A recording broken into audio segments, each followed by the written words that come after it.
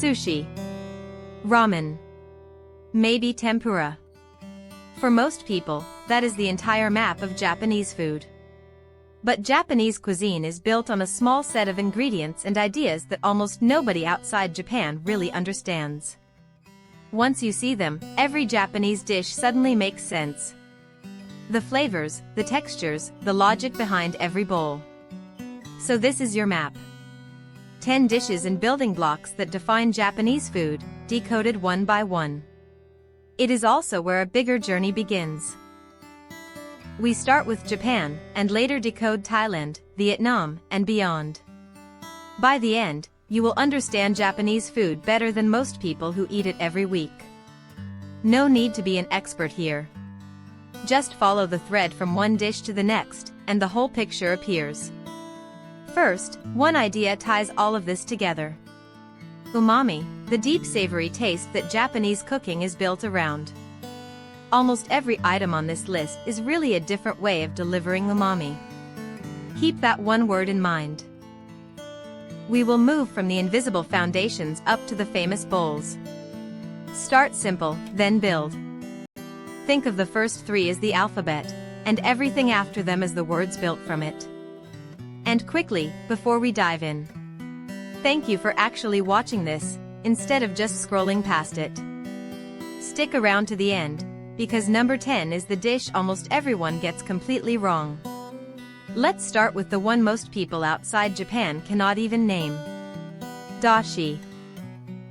Dashi is a clear stock, usually made from kombu seaweed and dried bonito flakes. It takes only minutes to make. But it is the invisible backbone of Japanese cooking. It hides in the miso soup, the noodle broth, the simmered dishes, the sauces. Western cooking builds flavor by browning and roasting for hours.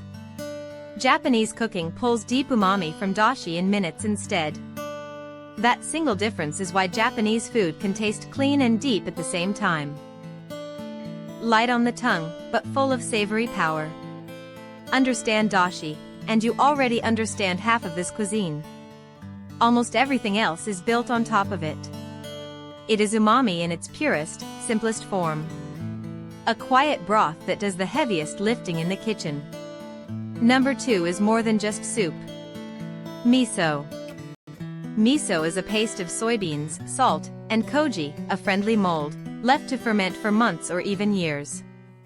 That slow fermentation creates an enormous depth of salty, savory, slightly sweet flavor. White miso is young and gentle, red miso is aged and intense. Most people only meet miso in the little bowl before a meal. But in Japan it also glazes fish, seasons vegetables, and deepens sauces. It is a flavor bomb built by time. One spoonful carries months of work. Number 3 is the one you think you already know. Soy sauce. Real soy sauce is not just salty brown liquid. It is brewed by fermenting soybeans and wheat with koji, often for many months. That slow brewing builds hundreds of aroma compounds. Good soy sauce can smell almost like roasted nuts and caramel. The cheap stuff is often colored salt water with no real fermentation at all. On the tongue, the difference is night and day. Soy sauce is the sharp, aromatic top note of Japanese food, where dashi and miso are the deep base. Together, those 3 are the savory engine behind everything else. Dashi, miso, and soy sauce. Learn just those 3, and the rest of this entire list starts to click into place. Now the famous one. Ramen. Most people think ramen is just noodles and soup. But ramen is a precisely engineered system. There are the springy noodles, made with alkaline water. There is the broth, which can be clear and light or rich and milky. And there is the tare, a concentrated seasoning that actually defines the flavor. It can be soy, miso, or salt-based. Get those layers right, and you get one of the most addictive bowls on earth. Ramen is comfort food by design, not by accident. Every great bowl is really 3 or 4 separate crafts stacked into one. That is exactly why people obsess over it. At number 5, ramen's quieter cousin. Udon. Udon are thick, soft, chewy wheat noodles, and they are deceptively hard to make well. They use just flour, water, and salt. No eggs, no fancy additives. So everything comes down to texture.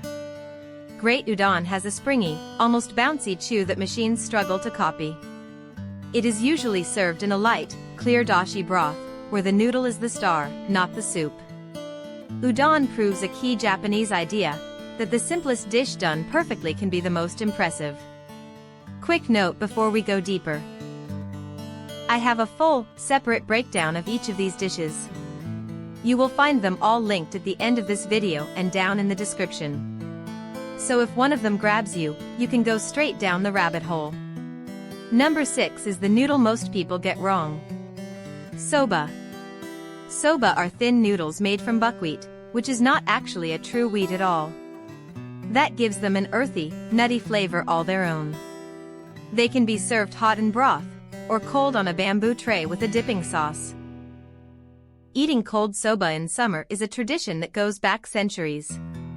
And in Japan, slurping them loudly is not rude. It actually cools the noodle and lifts the aroma. Soba carries more cultural weight than almost any noodle in Japan. It is comfort, craft, and tradition in a single bowl. It is also one of the healthiest noodles in Japan, eaten cold in the summer and hot in the winter. At 7, the dish everyone thinks they understand. Tempura. Tempura looks like simple deep-fried seafood and vegetables. But it is one of the most technical dishes in the world. The batter is barely mixed and kept ice-cold, so it fries up light and lacy instead of heavy. Done right, tempura is not greasy at all. The coating is so thin and crisp it almost shatters, while the inside gently steams. It is less about frying, and more about protecting the ingredient while it cooks. It even began as a foreign idea, brought by Portuguese traders centuries ago, before Japan refined it into an art. Number 8 is the most misunderstood food on this list. Tofu. In the West, tofu has a reputation as bland diet food. In Japan, it is treated with real respect. It is made by curdling soy milk and pressing it, a little like making cheese from soybeans. Fresh, good tofu has a delicate, creamy, almost sweet flavor. The blandness is the whole point.